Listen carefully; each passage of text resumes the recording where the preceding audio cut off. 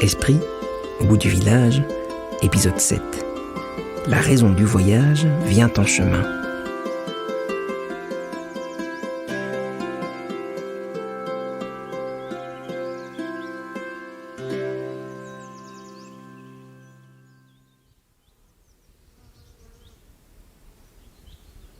Après quelques jours de repos, Émilie se sentit complètement remise de son empoisonnement. Elle décida cependant de rester quelque temps dans la hutte et d'aider Omu dans ses tâches quotidiennes. D'abord pour le remercier, mais aussi parce qu'il lui avait posé une question à laquelle elle ne trouvait pas de réponse.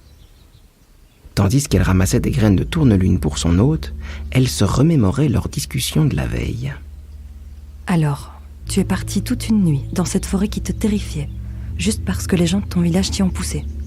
Pourquoi ? Tu aurais pu refuser ? Elle avait bien bredouillé quelques phrases. Eh bien, par pression sociale. Et puis, j'aurais été mal vue. Enfin, je l'étais déjà, mais... C'était évident qu'au fond, elle n'en savait rien. C'est vrai après tout. Pourquoi ai-je accepté ? C'était complètement dingue. Une fois son panier rempli, elle se remit en route vers la hutte d'Omu. Sa maison était suspendue à un arbre géant à moitié déraciné qui semblait malgré tout en parfaite santé. Il n'y avait ni échelle ni ascenseur pour atteindre la porte d'entrée.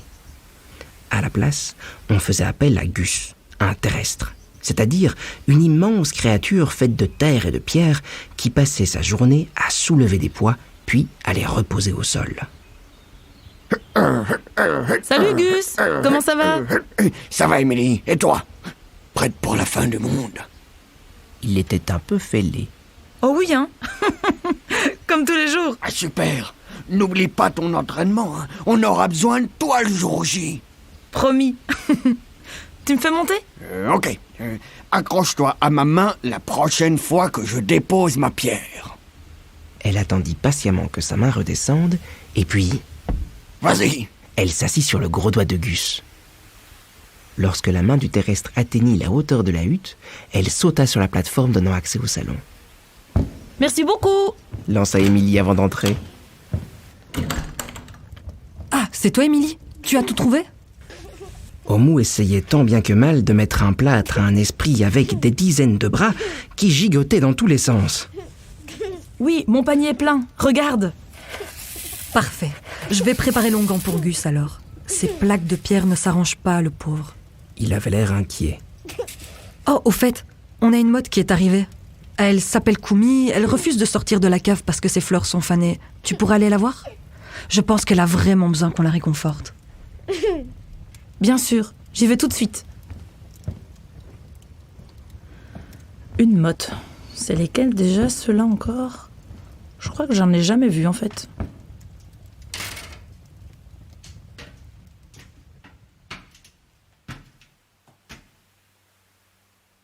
Une fois dans la cave, Émilie ne dut pas chercher longtemps.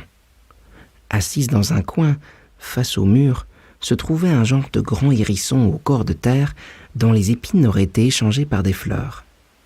Elle n'avait plus vraiment bonne mine, malheureusement.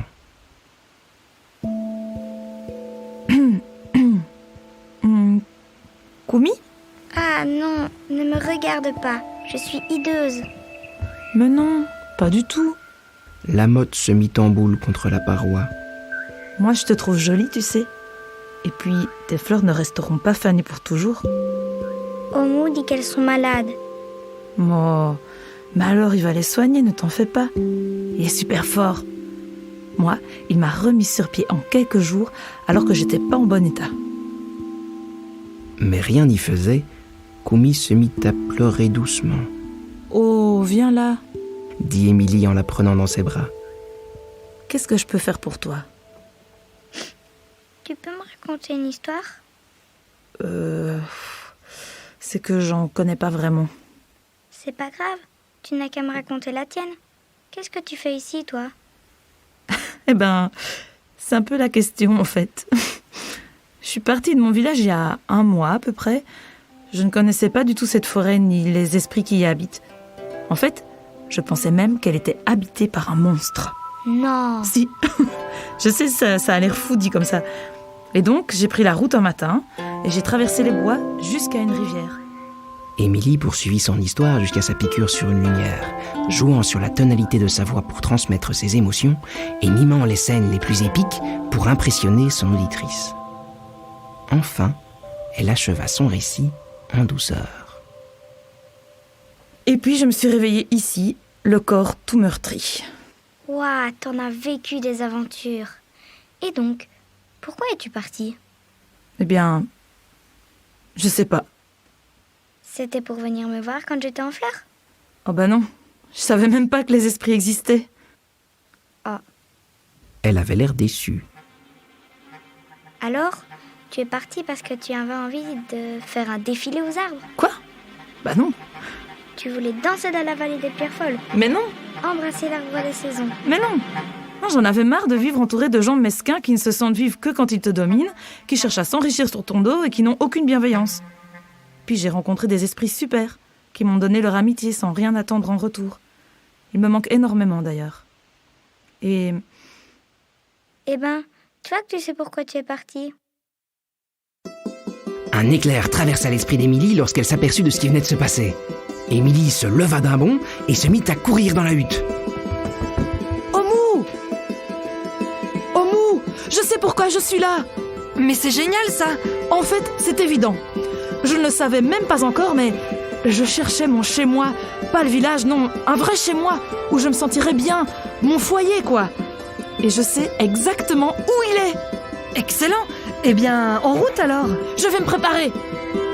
Tout en fourrant ses affaires dans son sac, Émilie sentit une force inouïe gonfler tous les muscles de son corps.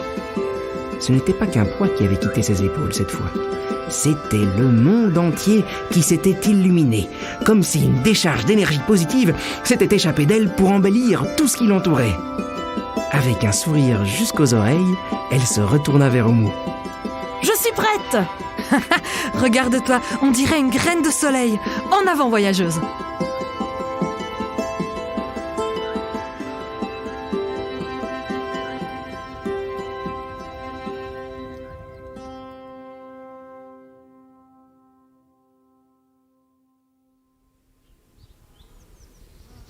Cette histoire n'est qu'une toute petite partie de l'univers d'Esprit, Graines de rêve.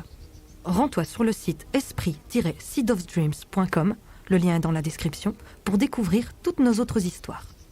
Pour soutenir notre projet, rends-toi sur notre page Patreon, Esprit-Seeds of Dreams.